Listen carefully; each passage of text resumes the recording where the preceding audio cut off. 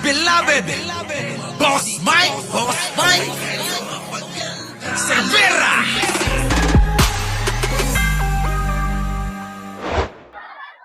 Tuldo ka ng Ayan. Sa mga TDS, makinig kayo. Kaysa report na report ka lang kayo. Ha? Eto, itong balita na to, pakinggan ninyo. Kaya kayo. Tuloy.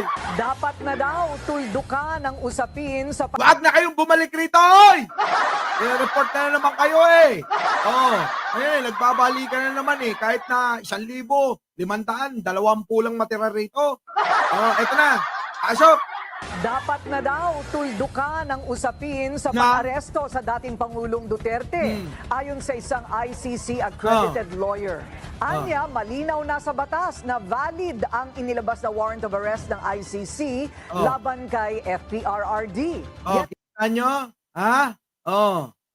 Kita nyo mga kababayan, kinikilala pa ng ICC na abogado yung nagsasabi. Tapos paniniwalaan nyo lang yung alin. Ha? Paniniwalaan nyo yung alin. Yung inyong mga vlogger. Lang niya. Matindi. Kita nyo, abogado na itong nagsasabi. Kung yung may abogadong nagsasabi dyan, magpamembro ka muna dun sa ICC. Para mas maintindihan mo kung ano yung mga patakaran nila. Di ba may mga abogado naman dyan, salita lang na salita. Di ba? Pero bakit? Sinong paniniwalaan natin? Yung abogadong accredited ng ICC o yung abogadong nag-aabogaduhan lang? Di ba? Tandaan yan. Magkaiba yan. Tuloy. Ang agenda report ni Pierre Pastor. Sa gitna ng pagkakahati ng opinyon sa legalidad ng pag-aresto at pagsuko ni dating Pangulong Duterte sa ICC, muling iginiit ng Malacanang na hindi ito labag sa batas. Kita nyo, hindi nga labag sa batas eh. Sa PIA office naman ito ay pinaliwanag ngayon ni ICC accredited lawyer Joel Butuyan. Yan si Attorney Butuyan, accredited ng ICC mismo, ang nagsasabi, legal, walang nilabag na kahit na anong batas ang pagkakaaresto, pagkakahuli ng isang kriminal. At nasasakdal siya korte ng international. Tandaan niya na, maliwanag. Dalawang basihan yung validity ng implementation ng warrant of arrest. No? Unang-una, nandyan yung Republic Act 9851, which is actually a mirror image of the Rome Statute. Ito yung statute ng ICC. Nakasaad dun sa may Article 17 ng RA 9851. Article, ano daw yun? 51? Ulit. Di ko narinig. Makinig kayo. Nalilibang din ako sa mga comment nyo eh. Ano sabi? Attorney, ano sabi? Sa PIA office naman ito ay pinaliwanag ngayon ni ICC accredited lawyer Joel Butuyan. Dalawang basihan yung validity ng implementation ng warrant of arrest. No?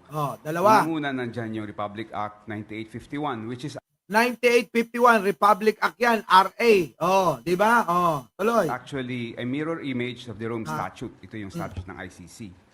Nakasaad dun sa may Article 17 ng RA 9851 na kapag may warrant of arrest na inisyu ang isang international court, merong option ang Pilipinas. May option, mga kababayan, ha? May option. Sabi ni SG, RA 9851, may option ang Pilipinas kung paano ba ipapatupad yan? Na i-surrender directly to the international court. Pwede naman palang i-surrender directly. Pwedeng direktang i-surrender si Digong. Parang pwede niya nang ipamigay yan. Wala namang silbi yan. Parang ganun, ano? Sige, tuloy. Pwede palang direkta nang ibigay si Digong, i-surrender. Saan? Sa ICC? Yun naman pala eh. Yung suspect. No? Isa yon. Pangalawa, yung Article 59 ng Rome Statute. Yan naman yung ginagamit nila, mga kababayan. Article 59 ng Rome Statute. Ano nakasaad, attorney? Nakalagay doon na kapag inaresto yung isang tao Kapag inaresto yung isang tao sa Pilipinas, no? sa Pilipinas, Halimbawa, halimbawa, Ang procedure ay Ang procedure ay pwedeng idaan sa competent judicial authority. pwede daw idaan. Saan? Kahit sa anong korte. Sa Pilipinas yun ha, pwede daw idaan. Ano pa option? At meron lang very basic na pwedeng tanungin yung competent judicial authority. Wala na siyang jurisdiction para questionin pa yung validity ng warrant of arrest. Issue daw kasi, sabi ni Senator Amy Marcos, na ang unang Ayun, maliwanag na mga kababayan. Konting-konti lang daw pala. Tatanungin lang kung ano yan, totoo ba yan o hindi. Yun yung pinagmamaktol nila mga kababayan. Pwede palang i-disregard yan.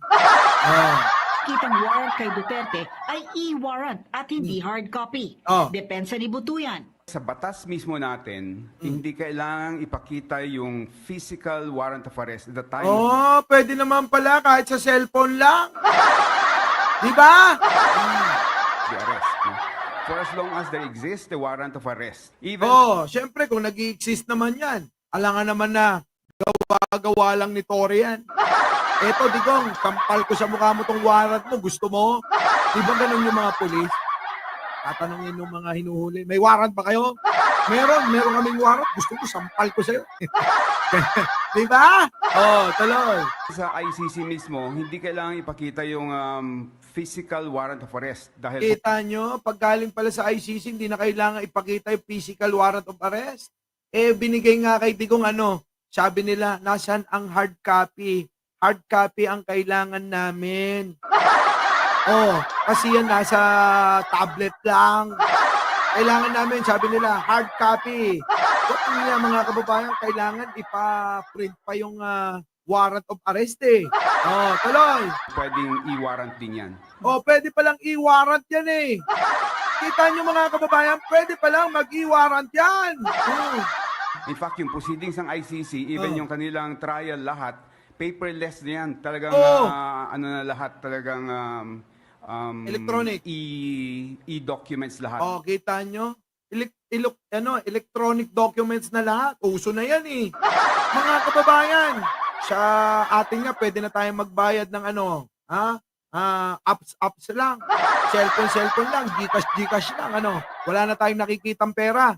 Alam nyo ba? Doon sa ibang bansa, mga kababayan, tap-tap lang.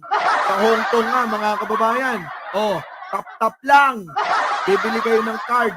Yung octopus card. Yun na yung pambayad nyo saan?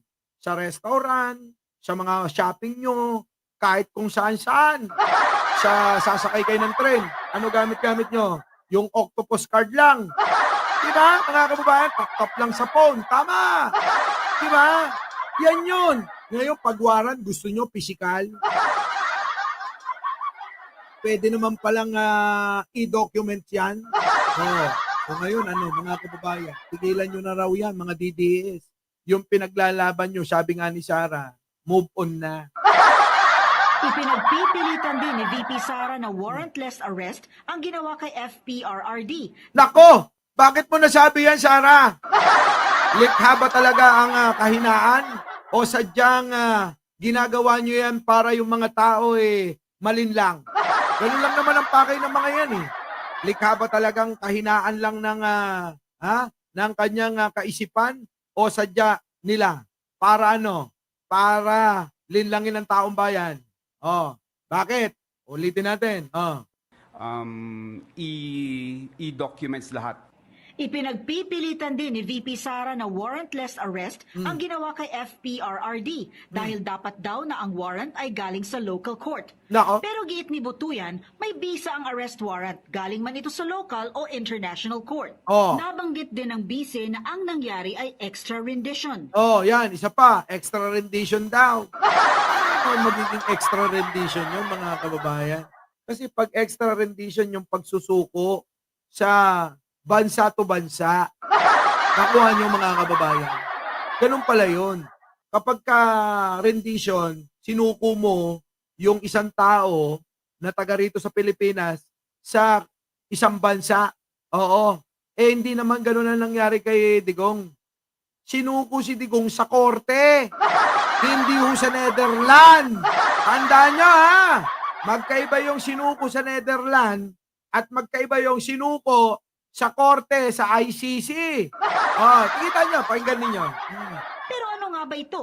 Yung extradition ay yung pag-aresto ng parang isang terorista na isusurrender sa isang country, no? Sa ibang country, hindi sa international court, no? Dito merong doon walang warrant of arrest 'yon, yung extradition. Ito meron hong warrant of arrest issued by an international court and hindi ito country to country. Oh, Dagdag ni But kita nyo, maliwanag, di ba? Ganun yun mga kababayan, sabi nung abogadong nakausap ko. Oh, kaya yung mga sinasabi nila, rendition, yung kinidnap, mga kababayan, yun ho ay panglilin lang, pang-uuto para magalit ang taong bayan. Simpleng-simple lang, pero kapag hindi nyo inunawa yan, kayo ay madadali ng mga yan. Diba? Ay kaya nga mga kababayan, mahalaga na kayo mismo ay nanonood sa mga tao tulad nila. Bakit to? Kasi kung vlogger nyo lang, yung pinanonood ninyo, sigurado, bias na bias yan. Sasabihin nila yung kasinungalingan. Hindi tulad natin mga kababayan. Eh yung iba, kung yung iba pinagtatakpan pa na sira na yung alyansa, hindi tayo. Bakit? Gusto ko malaman nyo ang katotohanan. Tama, mali? Diba? Tama ba? O mali? Mali ba na na sabihin ko sa inyo ang katotohanan? Masakit man, pero sabi ko nga sa inyo, ayaw ko kayo utuin ng kasinungalingan. Diba? Doon lang tayo sa tama. Oh, tuloy. Tuyan, nasaksihan naman ng taong bayan ang pag-aresto at nangyari ay extra rendition. Pero ano nga ba ito? Yung extradition ay yung pag-aresto ng parang isang terorista na isusurrender sa isang country, no? Sa ibang country, hindi sa international court, no? Dito merong doon walang warrant of arrest 'yon, yung extradition. Ito meron hong warrant of arrest Oh, meron. Kaya hindi yan extra rendition. issued by an international court and hindi ito country to country. Correct. Dagdag ni Butuyan, Na? nasaksihan naman ng taong bayan ang pag-aresto at dahil may video ito, hindi anya naging dehado ang dating Pangulo. Totoo naman mga kababayan, lahat na lang ng kapaboran kay Digong binigay na eh. Diba?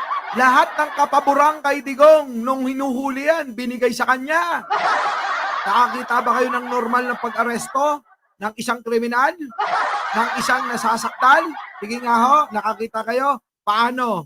Yung iba mga kababayan, pinapadapa, pinupusasan. Di ba? O si Digong, pinusasan ba? Wala nga mga kababayan, dinalam pa ng mga doktor yan. Halos yung buong ospital, dalhin pa sa kanya. Kita nyo? Ha? Pinatagal pa. Wala. Kita nyo yung mga nangyari. Nakikita nyo naman sa video. Halos murahin na lahat. Minura na nga eh. Minura na. Ha?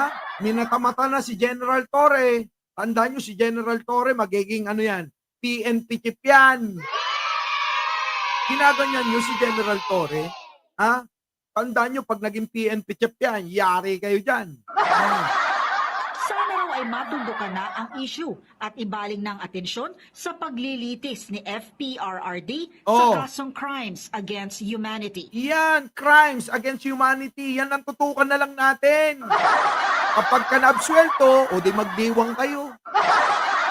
Kapag naabsuelto, move on kami. Ganun lang naman kasimple, di ba? Alam nga naman hindi natin irespeto yung hatol, desisyon ng korte. Dahil matitino tayo mga kababayan, wala nang maririnig sa atin yan. Kung hatulan si Digong na pabor sa kanya, aba, okay lang. At least nalinis niya yung pangalan niya. Eh kung hindi, at nahatulan naman, aba, siguro naman kailangan nyo mag-move on na rin. Tigilan nyo na. Sasabihin nyo nun, bias kasi ang mga ICC. Malamang yan binayaran ni Bongbong Marcos. Malamang yan binayaran ni Lisa. Putik na yan. Tigilan nyo na yung mga ganyan-ganyan nyo. Independent court yan, yung ICC. Kaya huwag nyo sasabihin na parang dito lang sa Pilipinas yan. Aminin na natin, maraming ganyang korte. Diba? Na Oh, ang nangyayari, nalalakad dahil kakilala, dahil malakas. Nako! Di ba no, mga kababayan? Oh, kahit itanong nyo pa kay Libayan, alam niya yan. Our beloved Boss Mike.